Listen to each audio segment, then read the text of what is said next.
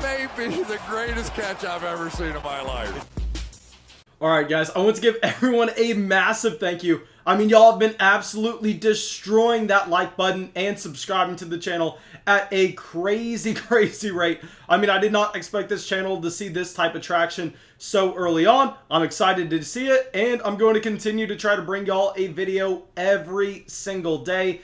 And in the last few videos, I asked y'all what the #1 thing y'all wanted me to talk about was, and that was general draft strategy for your 2020 fantasy basketball drafts. So that's what we're going to get into. We're going to talk about what you should do based on your early round picks. And yeah, let's start it right now. And I'll say, guys, when we construct our fantasy basketball teams, the last thing that I want to do once we know our draft position is try to map out every single pick. I think the #1 way that you can find value in your draft is really just going with the flow and not trying to pigeonhole yourself right away into a certain team construction. And this is why at the very beginning of fantasy drafts, I'm going to be looking for a James Harden. I'm going to be looking for a Jokic, players that can give us every single stat that we want across all categories. That way you don't have to go out there and punt. I mean, really, those multi-category players that are going to be providing you something everywhere are the players that I love getting, because say instead of taking a Giannis Antetokounmpo,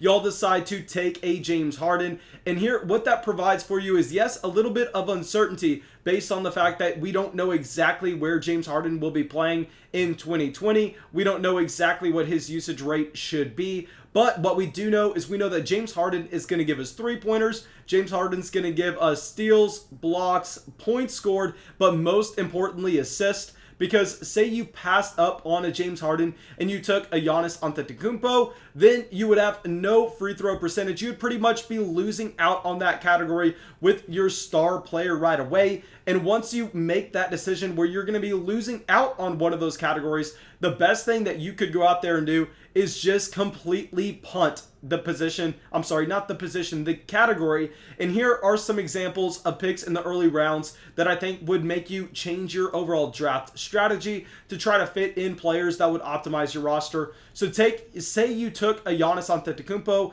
in the first round of your NBA fantasy draft, then I think that you would have to go in there and I think you would have to punt free throw percentage, where all the players that you're looking at for the rest of your draft, you're not caring about the free throw percentage. You're looking at points, you're looking at rebounds, assists, field goal percentage, as well as 3-pointers, blocks, and steals, because you know that's what you constructed your team around at the very beginning.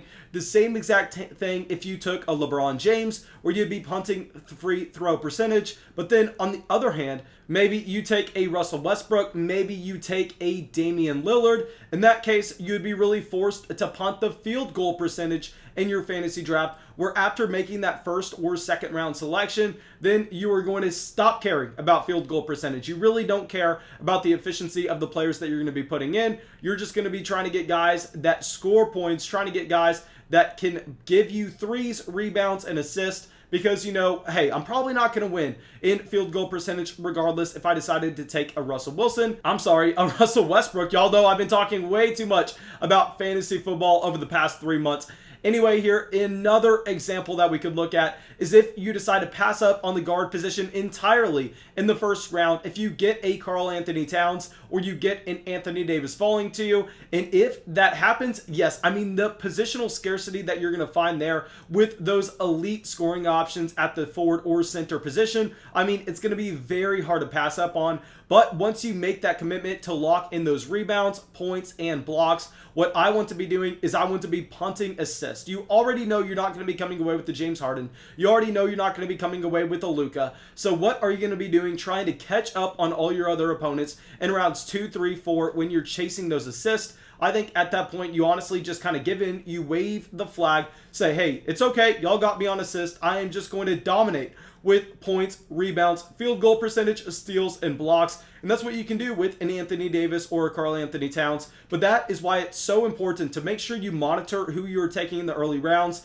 how you want to construct your team later on. That's why I prefer taking the players that are going to be able to give us just adequate numbers at every single statistical category. That way, instead of having to go, you know what? I mean, we already punted on free throw percentage. We already punted on 3-point shots. Might as well take a Ben Simmons in the middle of the draft. No, you don't have to make that decision. You can just take whoever falls to you. If you started your draft with the James Harden, if you started it with a Luka, if you started it with a Jokic, getting those players in that are going to be able to give you stats at every single category are going to be so valuable. And my last piece of advice is going to be making sure you track the positional scarcity throughout your fantasy draft. We all know that the first position usually off the board to dry up very early on is going to be the guard position if you're looking for guys that are going to be able to give you assists. And it's because that is a premium commodity, something that does dry up very fast. So make sure that you are just monitoring how many quality point guards are left in your draft, how many quality centers before you go out there and quote unquote take the best player available. Make sure you're not going to be seeing a massive drop off around from then.